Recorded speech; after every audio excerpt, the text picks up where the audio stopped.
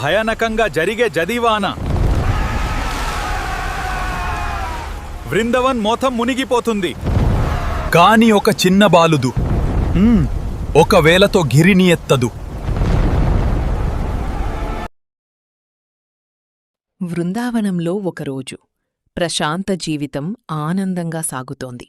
ప్రజలు వర్షదేవుడు ఇంద్రుడికి పూజలు చేయడానికి సిద్ధమవుతున్నారు. ఆ సమయంలో చిన్న కృష్ణుడు ముందుకు వచ్చి ఒక ప్రశ్న అడిగాడు. మనకు వర్షమిస్తోంది గోవర్ధనగిరి, దానినే పూజిద్దాం అన్నాడు. కృష్ణుడి మాట విని ప్రజలు గోవర్ధనగిరిని భక్తితో పూజించారు. ఇది చూసిన ఇంద్రుడు కోపంతో ఉగ్రరూపం దాల్చాడు. ఆకాశం ఒక్కసారిగా చీకటిగా మారి భయంకర జడివాన ప్రారంభమైంది.